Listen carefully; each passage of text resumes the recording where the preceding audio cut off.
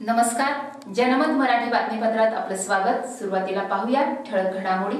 पारनेर तालुक्यातील निघोज येथील निलेश भगवान भुकण या शेतकऱ्याचे शेतीच्या बाजूला काही मुस्लिम लोक व पारधी समाजाचे लोक अनेक दिवसांपासून शेताच्या बाजूला राहतात। ही जनावरे मोकळी सोडणे तसेच कत्तलखान्याला जनावरे घेऊन जाणे असे अनेक गैरप्रकार यांचे चालू असतात। या सर्व प्रकाराला विरोध करत निलेश भुकण यांनी 8 ते 10 दिवसांपूर्वी रात्रीच्या वेळेस वाहनातील लोकांना जनावरे कत्तलखान्याला घेऊन जाऊ नका अशी विनंती केली।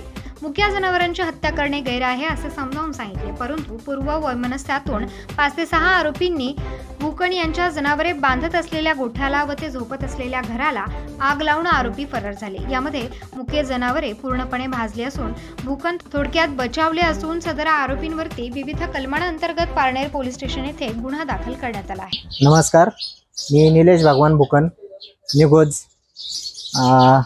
माझ्या शेतात इथं गोठा आहे, शेतीत गोठा आहे आणि माझ्या शेजारी एक मुस्लिम समाजाचे लोक आहेत। ते यांनी ते कत्तलखान्याचा व्यवसाय जनावरांच्या कत्तलीचा व्यवसाय करत असल्यामुळं मी त्यांना या गोष्टीला विरोध केला होता आणि याच्या रागातून याच्या वैमनस्यातून त्यांनी माझ्या गोठ्याला आग लावून मला माझं कुटुंब व माझा गोठा संपूर्ण भस्मसात करायचा प्रयत्न केला आहे। तर याच्यासाठी मला सगळ्यांनी सहकार्य करावं यासाठी मी एक सगळ्यांना विनंती करत आहे की याच्यात कुणी याच्यात डिपार्टमेंटनी पण लक्ष घातलं पाहिजे आणि सर्व संघटनेनी पण साथ दिली पाहिजे, कारण की ह्या मुख्य जनावरांचे जे आज हाल झालेत याच्यापेक्षा वाईट परिस्थिती कुठलीही होणार नाही परत, आणि ही आज माझ्यावर आली ही परत कोणावर येऊ नये म्हणून माझी कळकळीची विनंती आहे की मला सर्वांनी सहकार्य करावं आणि याचा ह्या गोष्टीवर थोडं हे करावा। यामध्ये मला अखिल भारतीय बैलगाडा संघटना व बजरंग दल या सर्वांनी मिळून सहकार्य केलं पाहिजे, कारण की माझ्या बैलांची ही जी परिस्थिती आहे ही परिस्थिती आणि ह्या जखमा न भरण्यासारख्या आहेत।